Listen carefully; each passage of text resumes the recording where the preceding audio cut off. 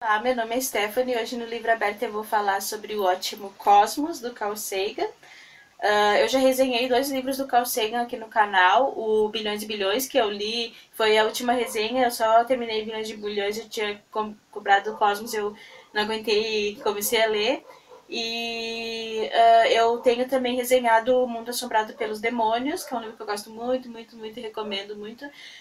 Eu vou deixar o link desses vídeos que tem aqui no canal, aqui na descrição do vídeo.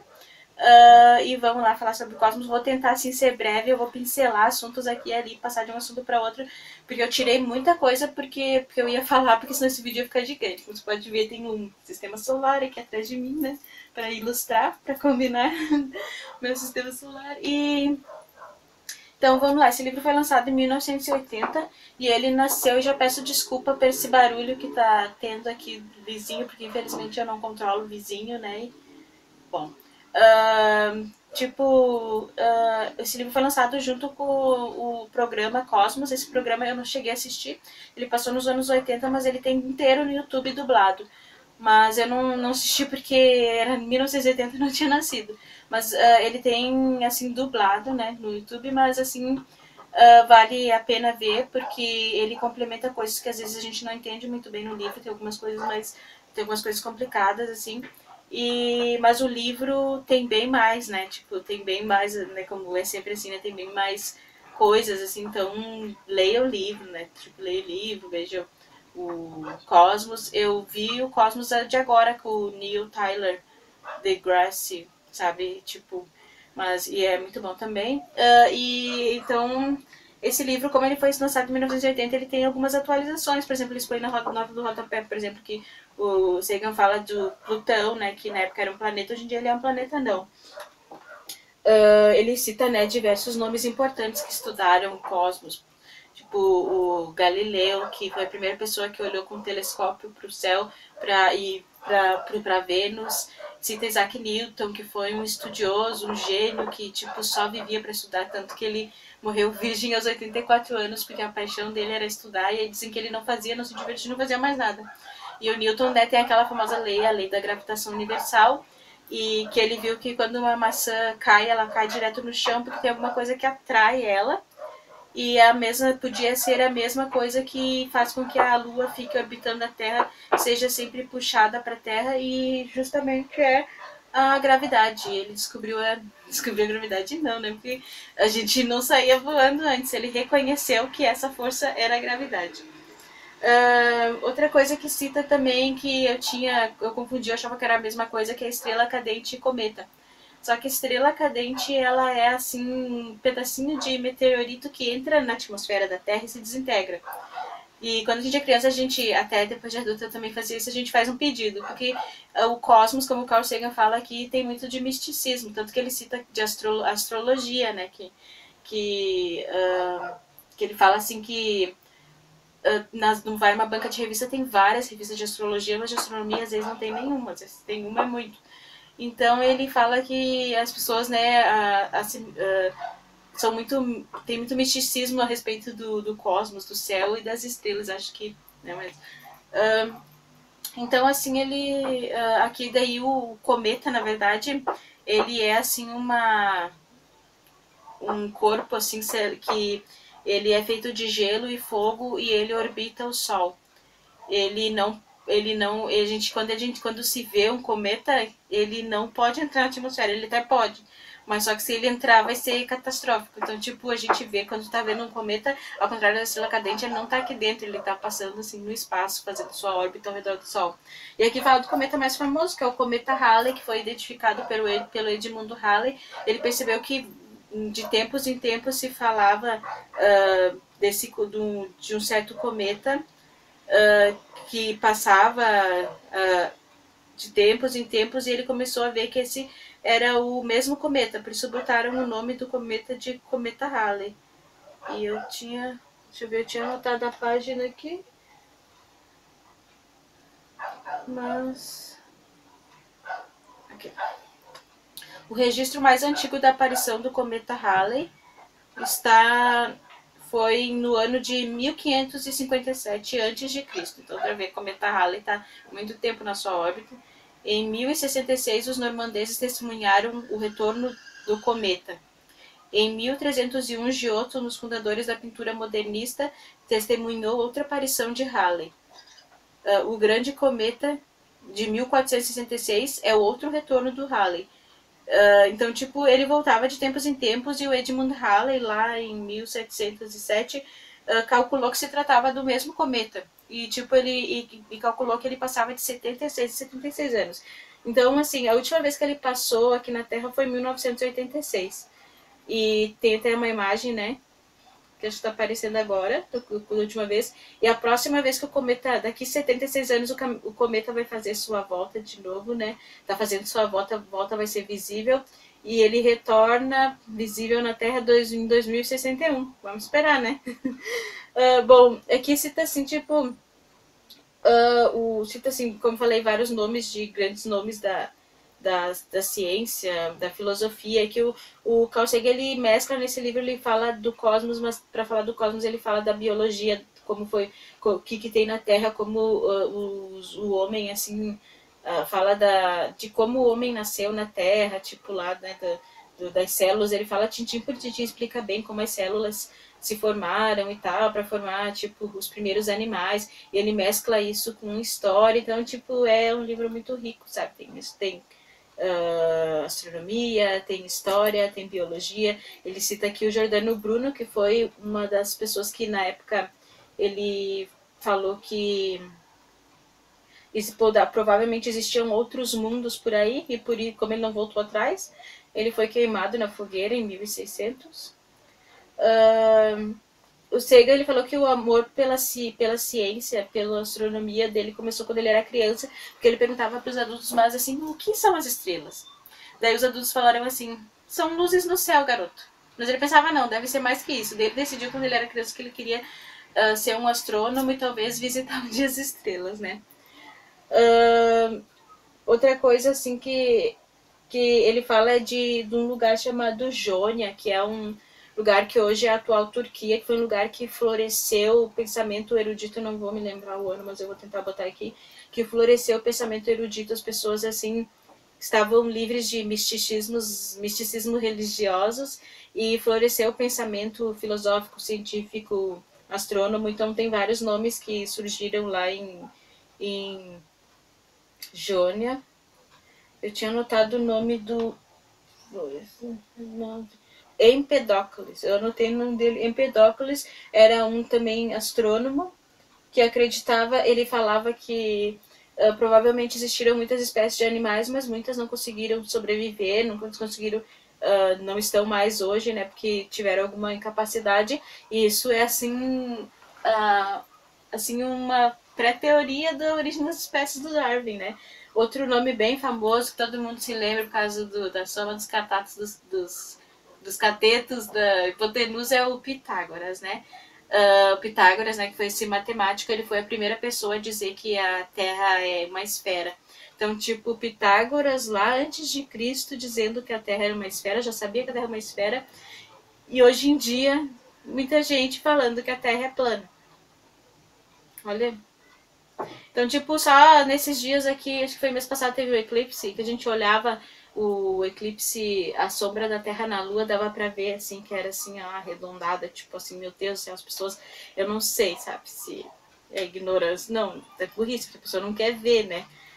Uma foto que eu gosto muito, que tem várias, tem algumas fotos aqui no livro, mas uma que eu gosto muito, muito, muito, que é essa aqui, que é a Terra vista da Lua, vou mostrar aqui, redonda, ó, eu acho linda essa foto. Tem umas fotos aqui no meio.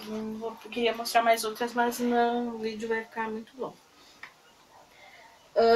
Então, o Pitágoras tinha também o Aristarco também de Jônia, e ele falava que a Terra não era o centro do universo, mas era o Sol, até porque, tipo, ele deve ter deduzido que ia ser estranho um astro tão grande como o Sol orbitar um astro tão um planeta tão pequeno, tipo assim, orbitar um objeto tão pequeno, né? Então o Sol era o centro.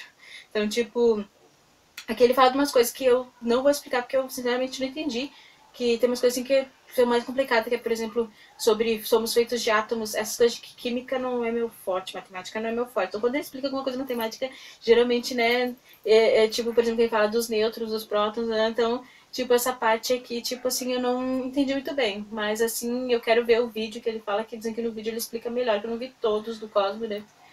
Mas, assim, essa parte é um pouco complicada, eu sou de humanas. Então, tipo, essa parte aqui foi... E outra coisa que eu não vou explicar também, que eu não entendi completamente, é os quasar, que são aquelas... tipo assim, não é uma estrela, mas é uma... Eles emitem... Eles ficam num espaço e emitem, assim, sons de rádio pra cá, sabe? Tem, assim... Tá? Não vou explicar porque eu não sei explicar bem, né? Aqui fala também do fim inevitável do Sol, que ele vai daqui bilhões de anos, não se preocupem agora. O Sol vai virar uma estrela gigante vermelha. Ele explica por que aqui, alguma coisa que ele vai gastando hidrogênio, uma coisa assim. E ele vai virar uma gigante vermelha. E isso vai... O que vai acontecer? Ó, quem é que tá os planetas que estão próximos? Mercúrio, Vênus, Marte. Nós vamos ser engolidos pelo Sol. É. Desde assim que aos poucos, depois, tipo, quando estiver perto lá, as calotas do Ártico vão derreter, os rios vão ferver. Nossa, vai ser bem agradável, né? Então, tipo, isso aí praticamente dizem que vai acontecer, sabe? Porque toda estrela que nasce um dia morre. Então, quando o Sol entrar em colapso, provavelmente ele pode renascer como uma estrela anã. Então, tipo, não vamos se preocupar com isso agora, só daqui a bilhões de anos. Fala uma coisa muito que sempre me interessou bastante, que é a questão das supernovas, que são... Supernova, assim, é uma explosão de estrelas, sabe, no universo, assim. E ela ocorre uma vez a cada século. Ela é mais luminosa do que todas as estrelas da galáxia dela. E depois fica os remanescentes dela. Tem até uma foto que eu estou mostrando agora, que é um ponto brilhante, que é uma supernova. Mas assim, por exemplo, dá um exemplo que a nebula, ela explode, a estrela é um evento assim incrível, né, da galáxia, sempre tipo, e ela, porque a explosão, né, tipo, como a morte da estrela, a nebulosa de Caranguejo, ela é, como vocês estão vendo aí, que é uma imagem do satélite, não é satélite, é do satélite, ela é os remanescentes, o que sobrou dessa explosão, essa imensa estrela que explodiu. Mas fala assim de outra coisa bem interessante, que é o buraco negro. Que, tipo, quando a estrela ela acaba assim colapsando e ficando com uma massa 10 vezes maior que o Sol, ela acaba virando um buraco negro, que é um lugar assim que ele... tudo que entra nele, a luz não sai, a luz não escapa. Tipo, então, tipo, e imagina o Carl Sagan vivendo hoje nos nossos dias, né? E vendo a primeira imagem do buraco negro, né? Que saiu esse ano, né? Que a menina conseguiu fazer o algoritmo que tiraram a foto do buraco negro. Imagina só, né? Que ele vendo que era realmente como eles imaginavam, né? Tipo, ele ia ficar muito orgulhoso, porque ele falava no outro livro que seria triste também de morrer, porque não saber as coisas que iam acontecer, que o futuro nos reservava, né? Eu gosto bastante, sabe, de astronomia, tipo, eu não entendo as partes matemática, mas eu gosto bastante. Outra coisa que fala, assim, é que a nossa galáxia está entre os braços da Via Láctea. Daí, da espiral da Via Láctea. Daí, tipo, tem gente que já conseguiu... A galáxia dá pra ver o olho nu. Eu não sabia disso. Mas, assim, tipo, essas fotos que eu vou mostrar agora são fotos de alguns fotógrafos que conseguiram, mas tem que tirar a foto da espiral. Porque se tu for pensar, faz sentido, né? Porque a gente tá entre os braços da espiral, então dá pra ver a espiral, né? Assim como a gente vê as nuvens e as estrelas, né? Mas essas fotos são de fotógrafos profissionais que tiraram em lugares bem a ermo, porque tem que ser um lugar com baixa luminosidade. Por isso que eles falam que a maioria das pessoas nunca vai ver os braços da Via Láctea, porque a gente tem muita poluição luminosa.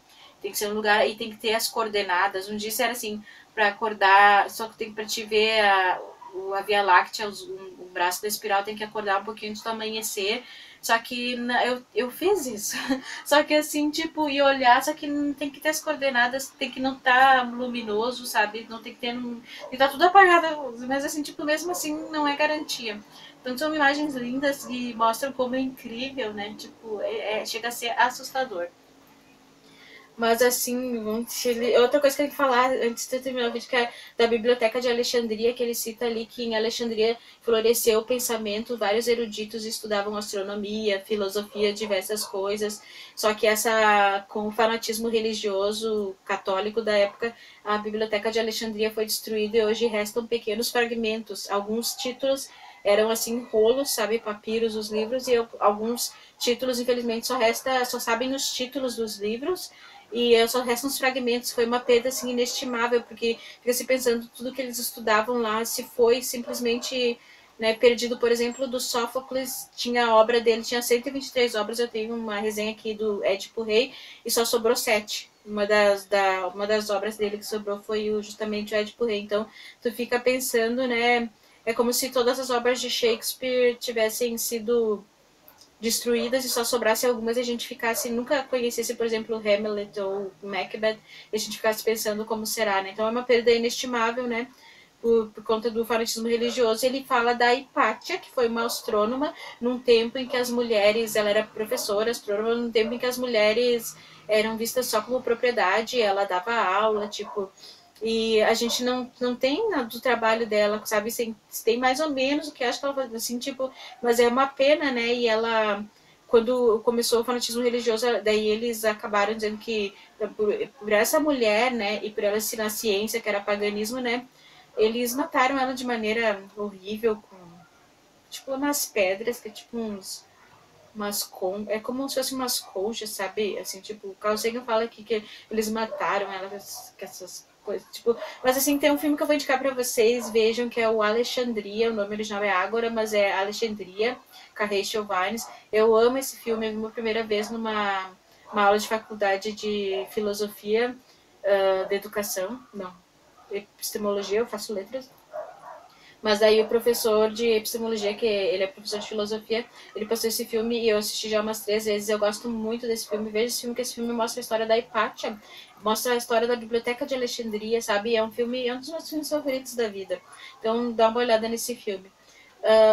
Eu quero finalizar, e para finalizar eu quero falar assim, ó, quando a gente olha para o céu, nós estamos assim, a céu aberto no espaço, e isso assusta de pensar, porque quando a gente olha para o céu, a gente está olhando direto para o espaço, para a escuridão do espaço, que só tem luz por conta das estrelas, porque o espaço no início ele era super claro, depois ficou super escuro, e só o que ilumina são as estrelas, os astros, né? Então, tipo, a gente está olhando assim as estrelas, agora está anoitecendo, a gente está olhando direto para o espaço, para o cosmos. Isso é incrível quando tu para pensar, e é de arrepiar. Muita coisa eu não falei de Marte, não falei de Júpiter, tem um monte de coisa que eu queria falar, não falar, mas que eu acho que esse vídeo já deve estar gigante. Bom, eu vou deixar aí uma foto da. Nós temos aqui, nós somos uma galáxia entre bilhões de galáxias. Então eu nem falei também de que ele acha que talvez possa ter alguma vida microscópica, mas vida humana, assim como nós, só aqui, porque não tem como criar igualmente outra vida humana em outro lugar, assim, tipo, porque a gente tem características únicas dos seres que se formaram aqui, né? Como ele falou, né? Daquele peixe que tinha 2 nadadeiras, se tivesse 4, a gente ia ter 4 braços, então é incrível, assim, tu ler esse livro, né? E pensar na maravilha do cosmos, e que tudo foi, assim, feito assim, tinha uma coisa que eu queria falar, que ele fala aqui que nós somos feitos da matéria das estrelas, mas eu perdi, eu tinha anotado a página. Eu perdi. Deixa eu ver. Eu tinha anotado a página aqui. Que ele fala que, tipo, alguns elementos que tem nas estrelas tem no nosso corpo também, por exemplo, o cálcio. Então quer dizer que nós somos parte do cosmos, nós somos, como dizem, parte das estrelas, nós somos feitos das estrelas, de tudo do cosmos, né? E isso é incrível, né? Como assim, essas forças, assim, essa energia cósmica, essas forças cósmicas conseguiram, né, resultar no ser humano. Ele fala também, assim, outra questão que, assim, tipo, na época, era anos 80, assim, tinha aquele perigo da Guerra Fria, era a Guerra Fria, aquele perigo das guerras nucleares, e ele fala assim, será que a gente vai destruir esse mundo maravilhoso, né, que o cosmos deu pra gente, tipo, esse mundo que se formou de maneira perfeita pra nós, né, tipo, Então, né, ele fala assim, tipo, né, que uma série de coincidências fez com que a gente estivesse aqui e agora vamos o próprio homem destruir a Terra é o nosso único lar. Eu vou deixar vocês para finalizar uma foto das galáxias, porque nós somos uma galáxia, milhões de galáxias. E ele fala aqui que provavelmente o cosmos está se expandindo. Isso quer dizer que talvez o universo, tem uma teoria que o universo seja infinito. Então, tipo, se ele está se expandindo, que as galáxias estão se afastando, ele está ficando maior, maior, maior. Gente do céu, nós estamos aqui suspensos no espaço. Bom, gente, eu vou mostrar bem ligeirinho o que eu tô lendo. Guerreiras da Paz, nem vou falar muito do que eu tô lendo, eu vou fazer resenha. E é isso. Leia o livro do Carl Sagan, Cosmos, leia Carl Sagan, qualquer um do Carl Sagan. Obrigada. Tchau.